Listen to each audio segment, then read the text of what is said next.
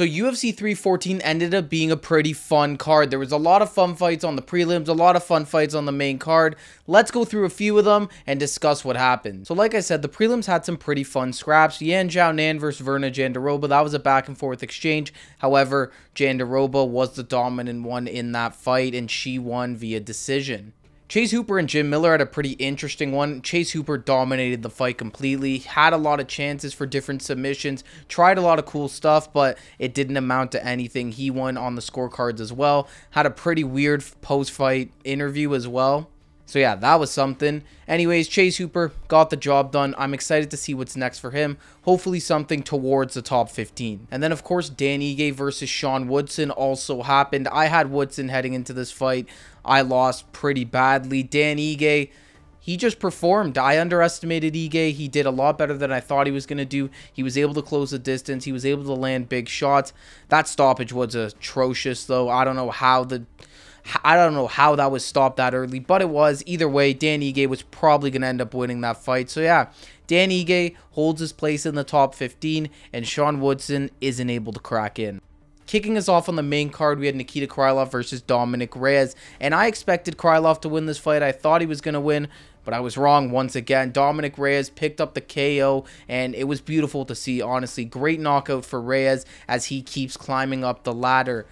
Reyes looked really sharp in this fight. I thought Krylov was going to be a little too much for him. I wasn't sure that Reyes was going to be able to deal with what Krylov was throwing, but he did, and now he can look for a pretty big fight at the top of the light heavyweight division. Yair Rodriguez versus Patricio Pitbull was also on this card. Very technical fight, honestly. Nothing to go crazy about. I mean, Yair dominated the fight. His kicks are insane. Yair is still one of the most creative and unique fighters in the UFC. The way he's able to kick people and throw his combinations, it's honestly really special.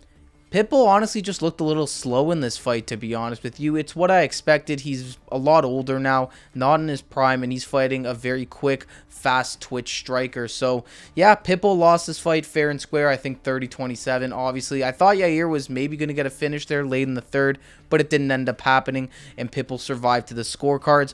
We'll see what's next for Patricio Pitbull in the UFC. I think once he kind of lost, I felt like things were not going to go his way anymore because, I mean, what's the point of him fighting these random contenders at featherweight? If anything, he was trying to go after the belt. So now that that's out of the picture, I'm not really sure what's next for him. But for Yair Rodriguez, I think that a fight with Diego Lopez, which we'll get onto in a sec, I think that's the fight to make here. It's clear as day. They have to book that. Before we get on to that main event, though, we have to talk about John Silva versus Bryce Mitchell. This was an insane fight. Bryce just couldn't hang with him on the feet. John Silva's just way too good.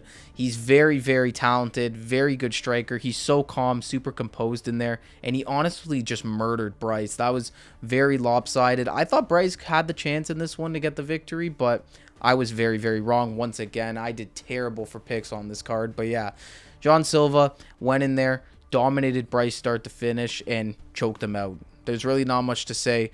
Bryce Mitchell got smashed, and for John Silva, I'm not sure what's next for him. I don't think he's ready to be in that title conversation just yet. I think he still needs one more. I think you could try and book the Josh Emmett fight. That could be really, really fun. I'm interested to see how that would go. But you could also go like the Arnold Allen route as well and test him against a proper top contender. I don't know. Ton of options with him. Super fun fighter. Amazing fight. Now on to the co-main, and the biggest shock of the night for me, Paddy Pimblett dominates Michael Chandler. I thought Chandler was going to win this fight, to be honest. A lot of people had Paddy, and I get it. I definitely underestimated Paddy. I didn't think he was as good as he was, and he proved me completely wrong. He dominated Chandler on the feet. He won some of the grappling exchanges, and overall put on a clinic. Those elbows were absolutely nasty. He was tearing apart Chandler's face. Chandler was bleeding like hell. It was just brutal. It was vicious, and this was a statement win for Paddy. I didn't know if Paddy was going to be able to hang with the top guys in this division because I didn't think his striking was that good, and he was relatively unproven. Like, his best wins before this were Bobby Green and Tony Ferguson over the edge. You can't really believe that a guy's going to be elite when that's what he's done. So I was very skeptical heading into this fight. I didn't think that Paddy was going to be able to deal with Chandler's power, and I didn't think he was going to be able to have the cardio to hang with him either.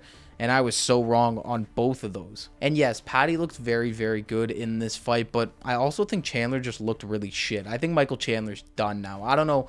Like, before it was the whole, oh, I want to be entertaining. I don't really care about tactics. But, I mean, that didn't happen this time around, man. Chandler looked terrible. He wasn't entertaining, and he couldn't get anything going. His striking is very subpar. He doesn't have the reach that these other guys have. Paddy came in with a perfect game plan, using his kicks, managing his distance, trying to slow Chandler down, and it worked very well. Very surprised with the outcome of this fight, but props to Paddy. He went out there, he put on a massive performance, and now I'm not sure what's next for him. I think you can probably try and go with like a Justin Gaethje or something like that, something to get him into that top 5, but I'm not exactly sure. I think there's a ton of matchups for Paddy, but I think he will struggle a little more against these top guys. This is the best of the best now. I'm not sure if Paddy is there yet.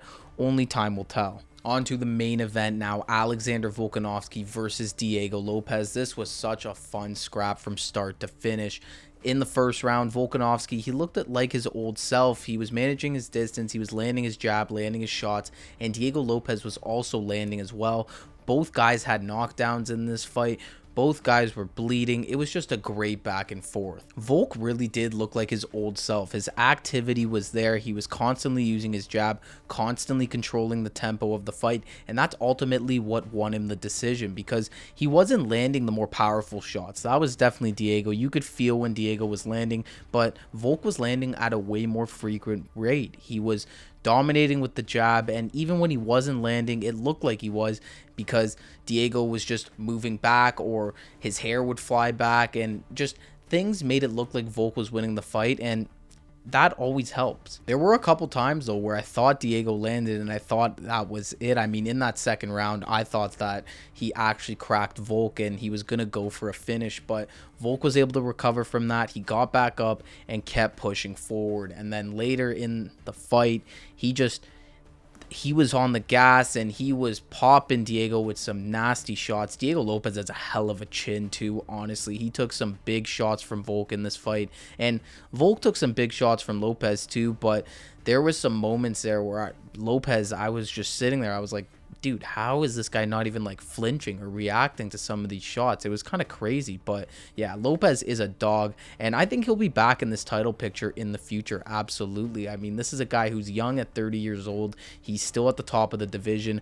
A win or two could really get him back into that title conversation. People love the guy. People find him super entertaining. So, I mean, if he does the right things, goes out there, fights Yair Rodriguez, like I said earlier, put those two together, have that fight happen, let the winner fight Volk.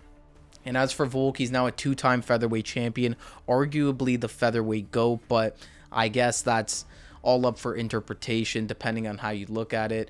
But yeah, hats off to Volkanovski. Hell of a performance against a tough dude in Diego Lopez. And yeah, Volk probably doesn't have that many fights left, but every time this guy shows up, it's all action. It's always a great fight, and he's going to be active as hell. He already says he wants to fight in July, which, I mean, I don't know if I would do that based on the damage he took, but if we see him towards the later of the year, I would be happy with that, and I think a lot of people would. So there you guys have it. That's my UFC 314 recap. Let me know what you guys thought of the event in the comments down below. I thought it was awesome. I thought there was a lot of fun fights, a lot of great scraps. So I'm interested to hear what you guys have to say. Also, let me know what fights you want to see be made next after this card. There's a lot to discuss there, and I'll probably do a video or something about that later this week. So be on the lookout for that. Thank you all for watching. I'll see you all in the next one.